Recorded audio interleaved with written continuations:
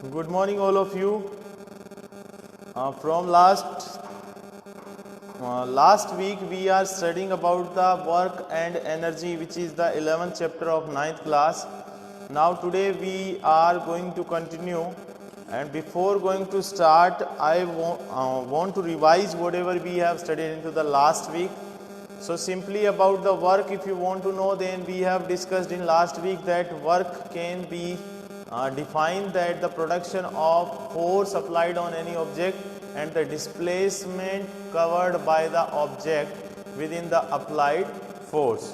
So simply if you want to say about the work, then work can be calculated by the formula force into displacement.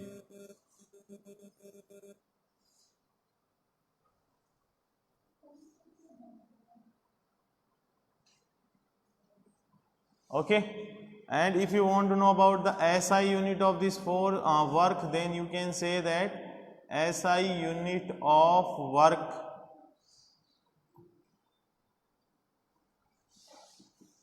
is equals to joule.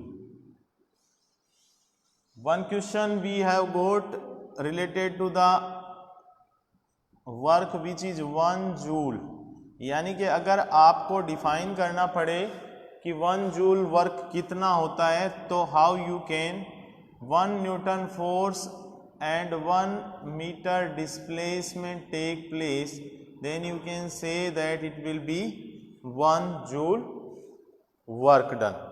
Okay, तो एक blueprint question है इसमें, जिसमें हमें ये बोला गया है कि 1 जूल वर्क डन जो है उसको आपको डिफाइन करना है. तो इसलिए 1 joule work done equal to कितना होता है, 1 न्यूटन फोर्स अगर कहीं पे किसी भी ऑब्जेक्ट पे लग रहा है और उसमें 1 मीटर डिस्प्लेसमेंट आता है, तो वहां पे जो वर्क डन होगा वो कितना होगा, 1 जूल. ओके, अब साइंटिफिक कॉन्सेप्ट ऑफ वर्क जो है वो यही होता है सिंपली, एंड मैथमेटिकली अगर अपन इसको कैलकुलेट करना हो तो भी अपन इसको फोर्स इंटू डिस्प्लेसमेंट से कर सकते हैं. अब इसमें जो न्यूमेरिकल प्रॉब्लम्स आती है उनमें ये वर्क जो कैलकुलेट करना हो आपको, उसके लिए कुछ फॉर्मूले जो हैं वो अलग अलग हो सकते हैं. अगर हम बात करें कि कुछ फॉर्मूलों की, तो सिंपल फॉर्मूला जो है वर्क डन के लिए वो होता है only work done is equal to force into displacement. अब अगर ये फोर्स इनटू डिस्प्लेसमेंट में आपको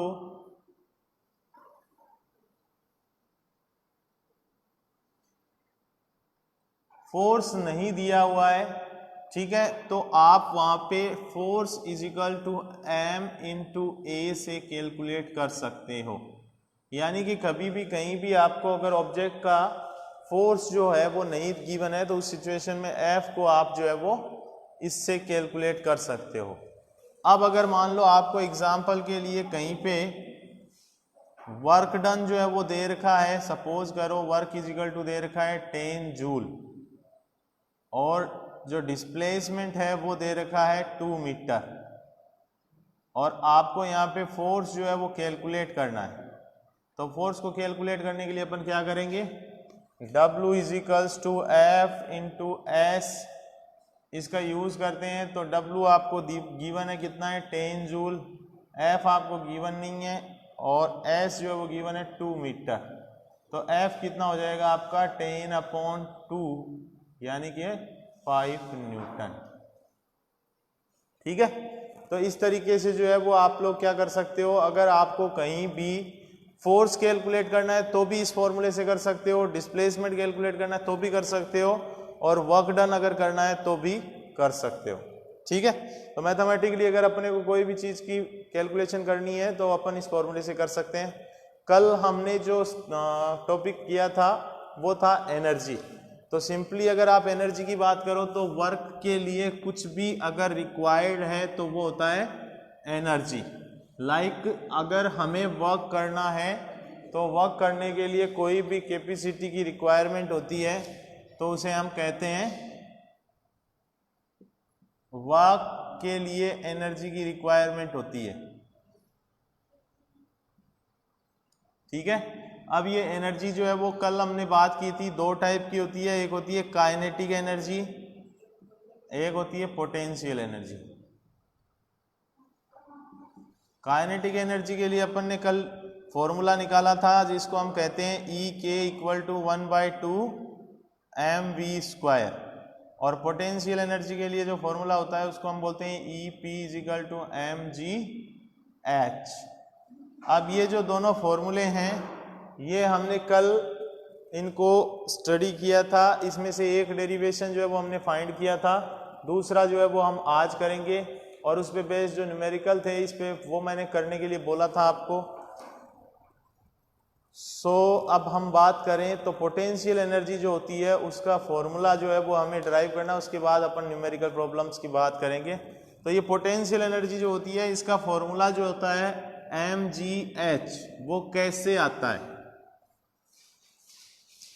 देखो कल जो काइनेटिक एनर्जी थी उसका फॉर्मूला आपने निकाल लिया था।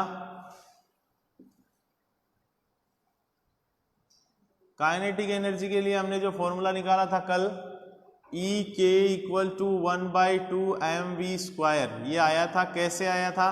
तो सिंपल अपन ने बात करी थी डिस्प्लेसमेंट s इजिकल टू क्या होता है, v² माइनस u² अपॉन में 2a, ठीक है ना। और वर्क जो होता है, वर्क इजिकल टू क्या होता है, वर्क और एनर्जी इजिकल टू क्या होता है, फोर्स इनटू डिस्प्लेसमेंट। ये हमने कल सोल्व किया था।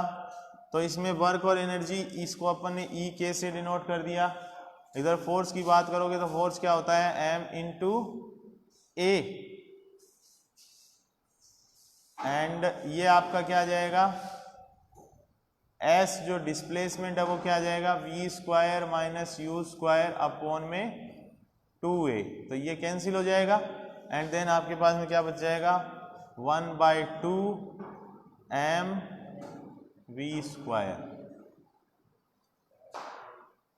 तो ये डेरिवेशन जो है वो कल भी हमने ड्राइव किया था, जिसमें आपको काइनेटिक एनर्जी जो होती है अगर वो कहीं भी कैलकुलेट करनी होता है उसको अपन फॉर्मूले से कैलकुलेट कर सकते हैं, जिसका फॉर्मूला 1/2 mv² होता है, ठीक है। इसके बाद में जो सेकंड है वो है पोटेंशियल एनर्जी का डेरिवेशन।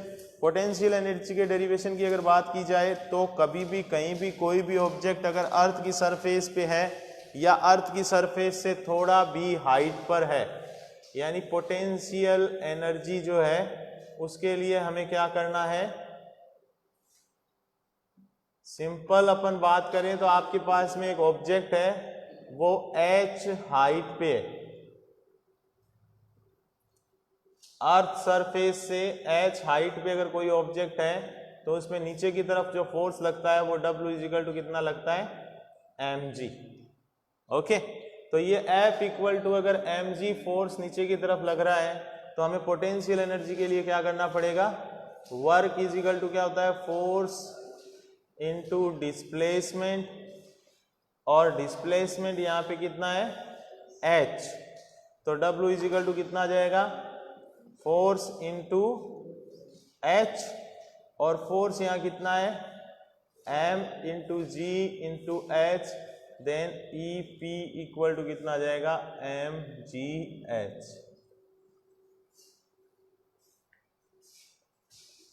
ठीक है, ये पोटेंशियल एनर्जी का जो डेरिवेशन होता है वो mgh होता है। तो क्यों होता है ये हमने यहाँ पे क्लियर कर दिया है। सिंपली अगर आप बात करो तो पोटेंशियल एनर्जी का मतलब क्या होता है कि अगर कोई भी ऑब्जेक्ट रेस्ट में है तो रेस्ट में उसकी पोजीशन की वजह से जो एनर्जी उसके अंदर आती है या पोजीशन की वजह से जो एनर्जी वो अपने अंदर कंसिस्ट रखता है उसको हम बोलते हैं पोटेंशियल एनर्जी। इसको कैलकुलेट कैसे करेंगे, तो वर्क जो है कोई भी ऑब्जेक्ट उसके द्वारा किया जा रहा है कितना, फोर्स इनटू डिस्प्लेसमेंट। फोर्स वहां पे कितना लग रहा है, F equal to downward direction के अंदर लग रहा है कितना, F equal to m into G, and then यहाँ पे जो हाइट है ऑब्जेक्ट की वो क्या हो गई, उसका डिस्प्लेसमेंट। तो यहाँ पे हाइट कितनी है ऑब्जेक्ट की, अर्थ की सरफेस से जो हाइट है वो कितनी है, h। तो इस h हाइट को अगर अपन एज ए डिस्प्लेसमेंट कंसीडर करें तो वर्क इजिकल टू क्या होगा, फोर्स इनटू डिस्प्लेसमेंट। फोर्स यहाँ पे F इंटू h हो गई हाइट यानी डिस्प्लेसमेंट। तो F फोर्स जो होता है वो डाउनवर्ड डायरेक्शन में ड्यू टू ग्रेविटी लगता है, तो क्या होगा यहाँ पे F इक्वल टू mg। तो F की वैल्यू अगर आप mg रखते हो और height h as a displacement लेते हो तो W इजिकल टू क्या आ जाएगा, mg इंटू h। और ये पोटेंशियल एनर्जी है, तो EP इक्वल टू क्या हो जाएगा, mgh। ओके, तो काइनेटिक एनर्जी का फॉर्मूला जो आता है वो तो आता है 1/2 mv², और पोटेंशियल एनर्जी का फॉर्मूला जो आता है वो आता है mgh। ठीक है, अब इन दोनों पे बेस्ड जो न्यूमेरिकल है वो करते हैं अपन। एग्जाम में इन पे बेस्ड न्यूमेरिकल जो है वो आते हैं, तो नॉर्मली आपको इनके फॉर्मूले जो हैं उनके अंदर वैल्यूज पुट करके और उसको अप्लाई करना होता है। ठीक है, पहले अपन एक एग्जांपल करते हैं जिसमें आपको काइनेटिक एनर्जी जो है वो कैलकुलेट करनी है। तो ये बोल रहा है what is the work done to be increase the velocity of a car from 30 kilometre to 60 kilometre if the mass of the car is 1500 kg। तो आपको मास ऑफ कार जो है वो दे रखा है 1500 kg, वेलोसिटी दे रखी है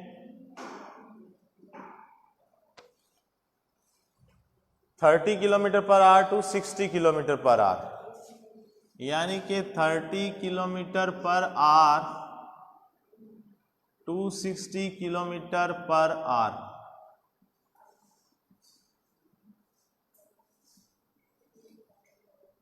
ठीक है, अब 30 किलोमीटर पर आवर से 60 किलोमीटर पर आवर अगर वेलोसिटी के अंदर चेंज होगा तो वर्क डन जो है वो कितना इंक्रीज होगा, ये हमें पता करना है।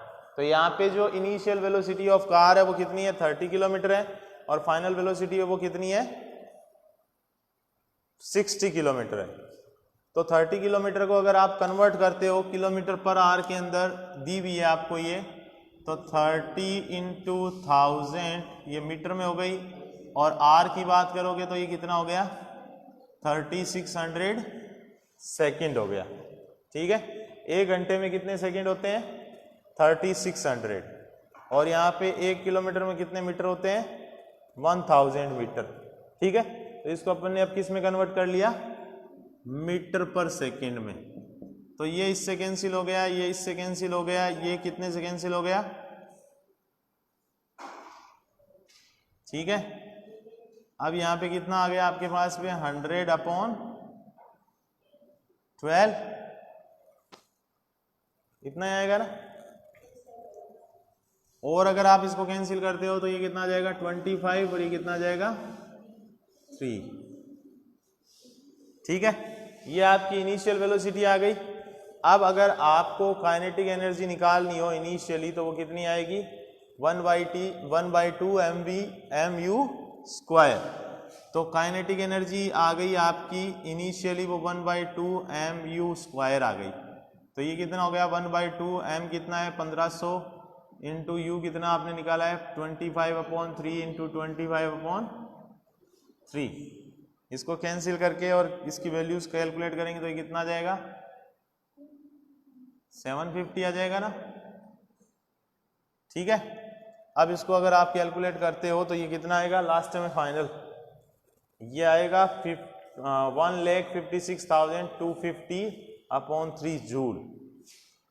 1,56,250/3 जूल, ये आपकी एनर्जी आ जाएगी इनिशियली। ठीक है, इसी तरीके से जो है वो आप फाइनल की एनर्जी फाइंड कर सकते हो, और फाइनल की एनर्जी फाइंड करके और उसमें से फाइनल में से इनिशियल माइनस कर दोगे तो आपके पास में जो वर्क डन रिक्वायर्ड है इंक्रीज करने के लिए वो पता चल जाएगा। ठीक है, अब इसमें जो ब्लूप्रिंट क्वेश्चन है उसमें बोल रहा है what is the kinetic energy of an object. Kinetic energy of an object क्या होती है कि the energy which is take place due to the motion of an object is known as the kinetic energy which can be calculated by the help of the formula which is E k = 1/2 mv²। Okay, ये kinetic energy का expression अगर बात करें वो क्या होता है, तो काइनेटिक एनर्जी का एक्सप्रेशन जो होता है वो E k = 1/2 mv² होता है। तो ये सेकंड क्वेश्चन है ब्लूप्रिंट का। थर्ड क्वेश्चन जो है उसके अंदर आपको न्यूमेरिकल करना है, वो आपको करना है। अब पोटेंशियल एनर्जी की बात करते हैं, तो पोटेंशियल एनर्जी के अंदर जो न्यूमेरिकल है उसमें ये बोल रहा है an object of mass 12 kg is at a certain height above the ground if the potential energy of an object is 480 joule, find the height. देखो इसमें क्या करना है अपने को कि कोई एक ऑब्जेक्ट जो है वो अर्थ से सर्टेन हाइट पे दे रखा है। ठीक है, एक ऑब्जेक्ट है वो अर्थ पे सर्टेन हाइट पे दे रखा है, ये हाइट हो गई h, और ये बोल रहा है ऑब्जेक्ट का मास जो है वो कितना है 12 kg, ठीक है। और यहाँ पे जो एनर्जी है या वर्क जो है वो कितना है, वो है 480 जूल, ठीक है। अब हमें क्या करना है, यहाँ पे फाइंड करना है हाइट। तो अगर आपको पता है कि ई पी इक्वल टू क्या होता है एम जी एच, एच अगर आपको फाइंड करना तो क्या होगा E P into sorry E P upon में क्या आ जाएगा एम जी। अगर हमें एच फाइंड करना है तो ई पी अपॉन में क्या आ जाएगा एम जी। अब यहाँ पे ई पी की वैल्यू तो आपको कितनी है गिवन है 480 जूल, अपॉन एम की वैल्यू कितनी है 12 kg, इंटू जी की वैल्यू कितनी होती है 10 मीटर पर सेकेंड स्क्वायर। ग्रेविटेशनल एक्सेलरेशन होता है तो ये कितना हो जाएगा 120। अब 120 से इसको अगर कैंसिल करोगे तो कितना आएगा, ये जीरो से ये जीरो कैंसिल हो गया, 12 1 जा 12 और 12 4 जा, तो ये क्या बचेगा 4 मीटर आपकी हाइट आ जाएगी। ओके, तो ये जितना भी आपको इसमें गिवन है अब तक का वो स्टडी करना है अच्छे से। एंड कल अपन कंजर्वेशन लॉ ऑफ एनर्जी पढ़ेंगे जो इम्पोर्टेंट टॉपिक है, और कुछ इसके न्यूमेरिकल जो पीछे और बचे हैं 2-3 एग्जाम्पल वो भी सोल्व करेंगे, ठीक है। तो जितना भी पढ़ा है अभी तक उतना पूरा आपको कवर करके आना है।